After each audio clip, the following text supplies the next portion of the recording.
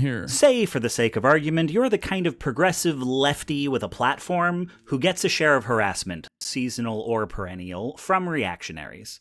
In this situation, you will inevitably hear one who positions themselves as a reasonable moderate ask, "Why don't you respond to criticism?" What a perfect video from the alt-right playbook. Why don't you respond to criticism? Innuendo Studios has an incredible library of content on this shit, and they are so incredibly prescient. Okay, Say, always for the sake of forever. argument, you're the kind of seasonally here. Why don't you respond to criticism? There's a lot going on in that question, more than is immediately obvious, and it's worth understanding. First, is that the question is not only directed at you. It exists as a marker, showing up in your Q&As, your comment sections, your Twitter threads. Lolcow Hassan becoming self-aware. Yes, dude, you are right. And you are not fantasizing inside of your echo chamber. I am a lolcow. Yes, that is what's going on. That's why, NBC and CNN are writing articles, positive articles, about the impact that I've had, or congresspersons that I talk to at the DNC are talking about the positive impact that I've had in their community organizing efforts. And the opinion that you maintain that I am a lolcow is shared by 3,000 other sycophants trapped in their fucking mother's basement that spend their entire daily existence on Discord, Reddit, and Twitter. You are definitely not hallucinating this position as a 35-year-old who feels like they haven't actually been able to reach the levels of success that they thought they would get to by this point in their lives. I'm delusional Giga Chad. I know. I do wish you well. And I do think that you can get better. It's just the first step is to unironically separate yourself from the communities that you find yourself in. Let's continue. To imply to anyone paying attention to you that there is some wealth of legitimate criticism that you have long ignored. There may well be a specific point this person is referring to, but it's often left unspecified or generalized, so that the content and the quantity of the criticism is left to audience imagination. It is meant to publicly undermine your legitimacy. Second, it's meant to make you question whether there is some legitimate criticism out there in the din of people screaming at you. You're not perfect, and a knock-on effect of being harassed is you get numbed out, unable to discern good faith from bad, often removing yourself from the very streams through which your peers used to correct you because of the endless flow of garbage coming through those channels now. But the only way to verify the ambiguous claim that there is some criticism worth responding to is to once again strap on waders and climb back in, which is often what your critic really wants. Third, well, the question isn't really, why don't you respond to criticism? Odds are you do respond to some criticism. People in your position are often addressing or preempting criticism all the time, arguably too much. No, what this non-specific question is really asking is, why don't you respond to my criticism?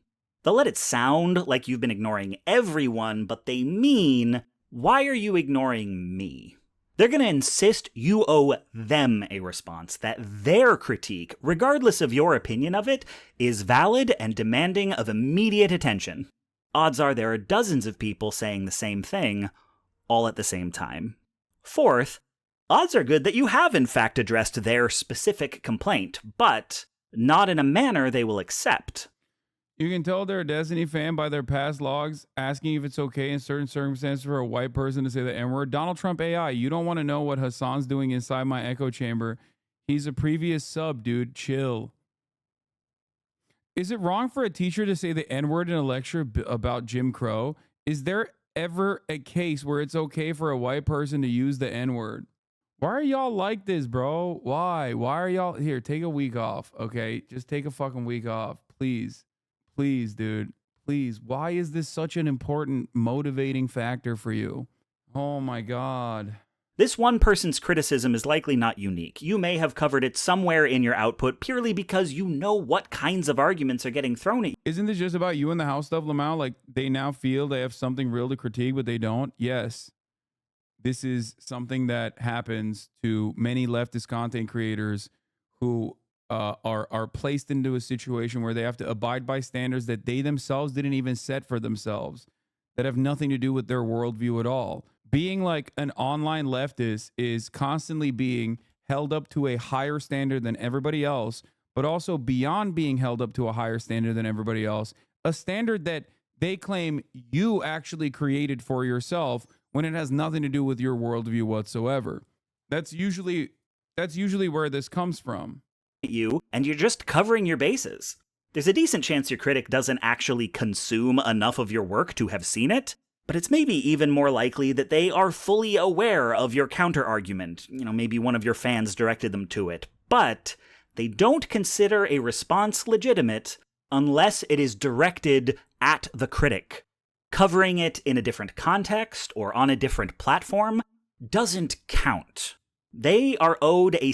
Dude, this is literally like that one guy the other day who came in and was like, Hasan is secretly an ultra-nationalist, pro-Turkish, like, ultra-nationalist guy.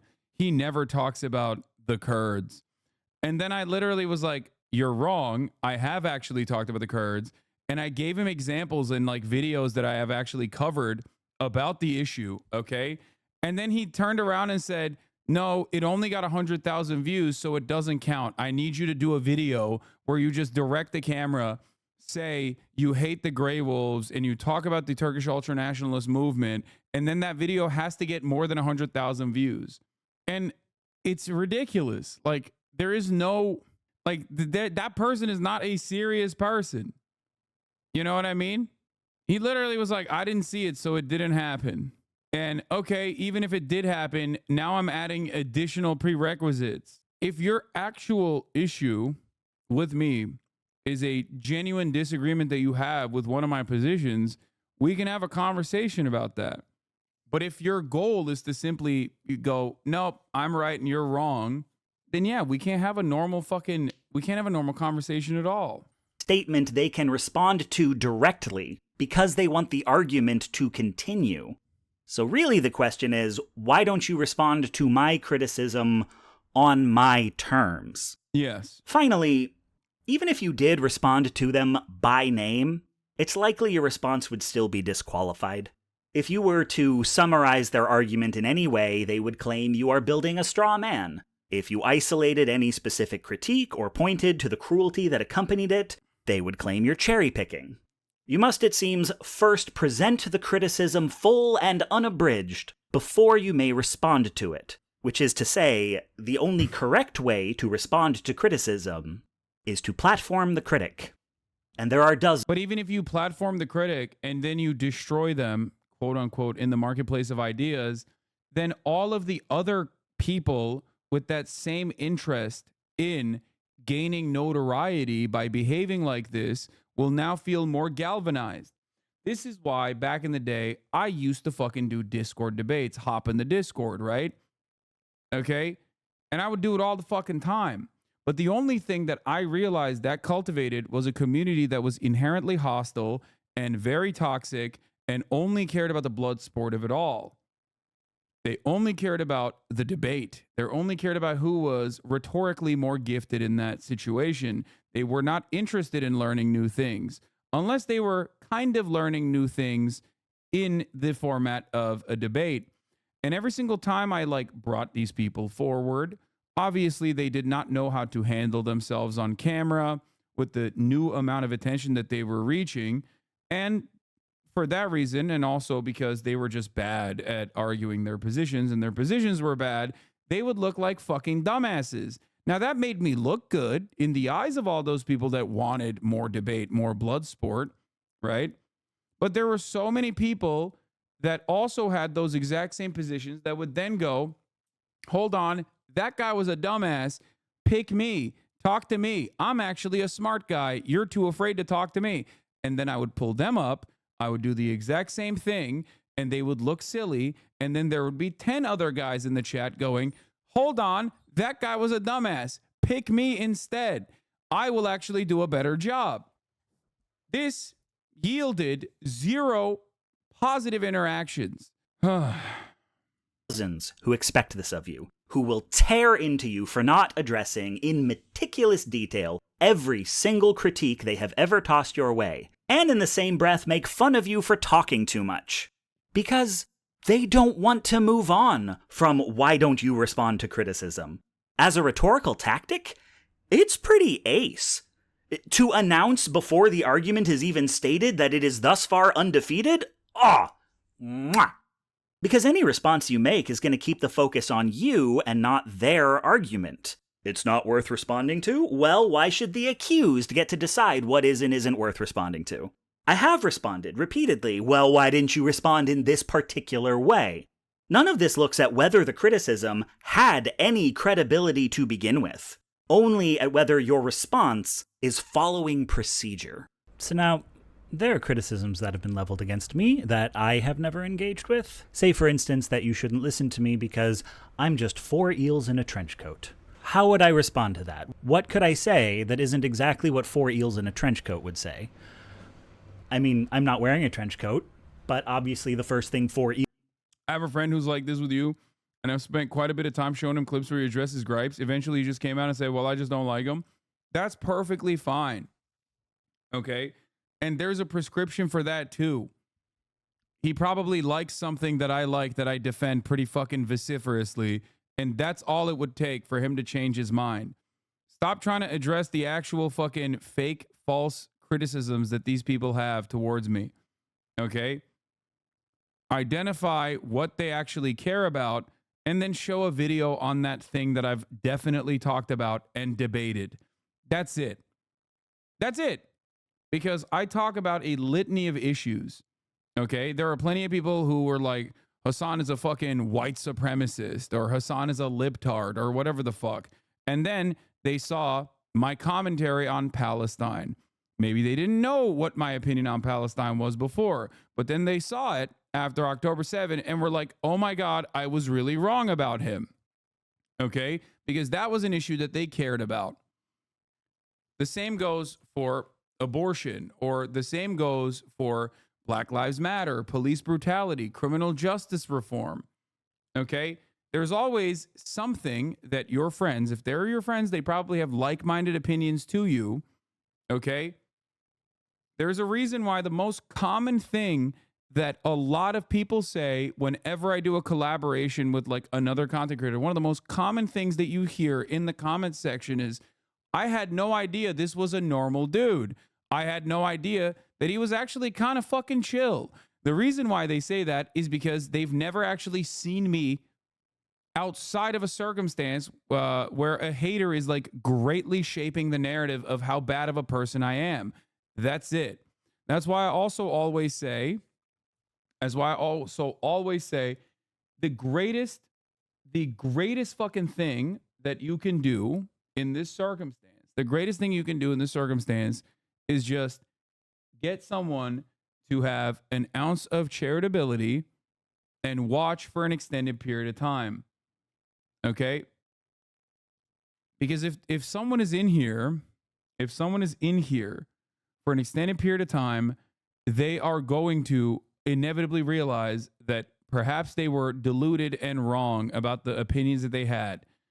Eels would do when people start to catch on is switch to hoodies. I could show you my birth certificate that proves I was born of a human woman at a birth weight that 4 eels would not add up to, but did that work for Obama? Or did the guy who said the birth certificate was fake get elected president? And obviously, all of my exhaustively researched and carefully argued points about how fascism has evolved on the social internet are suspect if I can't even prove I'm human. We stayed at war with Iraq for 7 years after the government announced that the weapons of mass destruction we were looking for never existed. And there are people to this day who still believe we found them. So what hope do I, a mammal who would make mediocre sushi, stand in the face of that?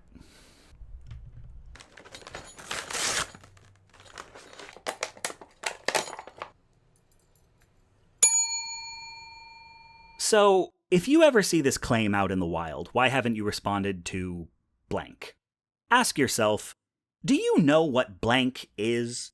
Do you yourself agree it's a valid question? And are you sure it hasn't already been answered? And Don't repeat the question unless you've got 3 yeses. Great video overall. Anyway, a major reason why I don't fucking address like the drama baiters, even though it sometimes can yield good content, is that it ultimately destroys the stream, like the flow of the stream. It turns it into just like a me operation where other people take notice of me reacting to them and then start behaving in troll-like ways. And then all I would be doing if I were to address all of these things would just be to address all these things. It'd be like when people say, why don't you call out everyone that subscribes? The entire stream would be me calling out everyone that subscribes. That's all I'd be doing. I remember earlier this year I told a friend that they didn't like your content since it appeared more driven for engagement than educational and informative. However, over the last couple of months, I watched a lot of your content and developed a lot of respect for what you do. Thank you for using this platform to educate and spread critical thinking around some of the most important and relevant topics today. I really appreciate it. Thanks, One Up Dog.